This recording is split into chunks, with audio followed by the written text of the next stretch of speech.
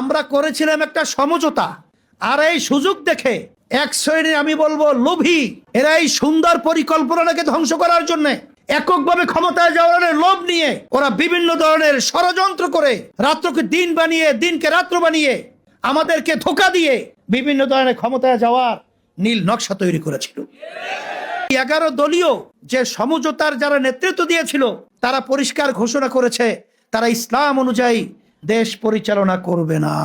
কারণ আপনাদের সবের চেয়ে বেশি কষ্ট আমার লাগার কথা ছিল।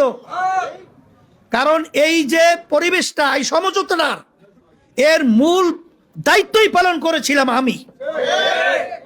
আল-হিরা গ্লোবাল এডুকেশন ফাউন্ডেশন ওস্তাদ মাওলানা জাফর আহমদ মজুমদার কর্তৃক পরিচালিত আল-হিরা কিডস হ্যাভেন, জামিয়াতুল হিরা আল ইসলামিয়া এবং আল-হিরা ইসলামিয়া দাখিল মাদ্রাসা, হিপস বিভাগ ও মাদানী নিসাবে ভর্তি চলছে।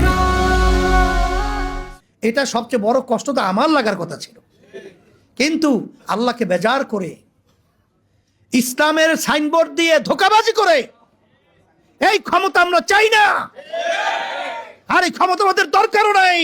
আমার মন বলছে আপনাদের ভয় চিন্তা নাই, আমাদের ভয় চিন্তা নাই, আমরাই বিজয় হব, আল্লাহর রহমতে আমরাই বিজয় হব, কোনো সন্দেহ নাই। কিসের ভয়, কিসের চিন্তা, কিসের দুর্বলতা? আল্লাহর রহমতে আমার ভিতরে দুর্বলতা আছে নাই। শুকরিয়া আদায় করতেছি মহান রব্বুল আলামিনের দরবারে।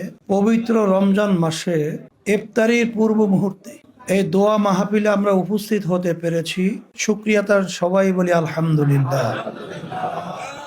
ইসলাম শব্দের অর্থ আমরা জানি, আবার স্মরণ করাইয়া দিচ্ছি।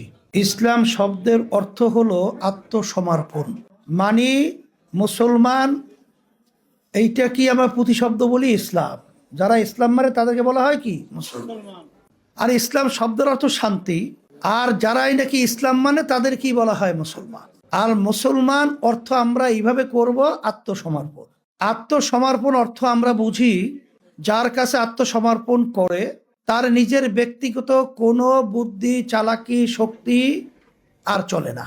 যার কাছে আত্মসমর্পণ করবে সে যেভাবে তাকে চালাবে ওইভাবে চলার নামই হলো আত্মসমর্পণ। আমরা যেহেতু মুসলমান দাবি করছি, মুসলমান হিসাবে আমি সকলকেই রমজানের পবিত্র রোজার মধ্যে আমি আমাকে সহ স্মরণ করে দেওয়ার জন্য বলছি। আমি আপনাদের সামনে কোরআনুল কারীম থেকে আয়াত শরীফ তেলাওয়াত করেছি। প্রথম আয়াতে আমি বলেছি, তেলাওয়াতের মাধ্যমে আপনাদেরকে বোঝাতে চেয়েছি যে আল্লাহ রাব্বুল আলামিন রমজান মাসে রোজা ফরজ করেছেন কেন? এর মাধ্যমে তোমাদের ভিতরে আল্লাহর ভয় পয়দা হবে। আপনারা তো স্বাভাবিক বোঝেন, একটা পরীক্ষার পরে আল্লাহ তার ফল দেবে তাকওয়া, মানে আল্লাহর ভয় ভিতরে পয়দা। তাহলে বুঝতে হবে যে তাকওয়া যে সম্পদটা, এটা অত্যন্ত গুরুত্বপূর্ণ এবং মহামূল্যবান এক সম্পদ। কথা ঠিক না? তাকওয়া ব্যাপারে আপনারা বিভিন্ন ওলামায়ে কেরাম সহ আলোচনায় আমরা শুনে আসছি, আল্লাহ কবুল করলে শুনবো। তবে সংক্ষেপ কথা এতটুকুই, আল্লাহর ভয় ভিতরে পয়দা হওয়া অর্থ কি? যেই কাজের ভিতরে আল্লাহ খুশি, ওই কাজ যার ভিতরে তাকওয়া অর্জন হয়েছে সে ছাড়বে না।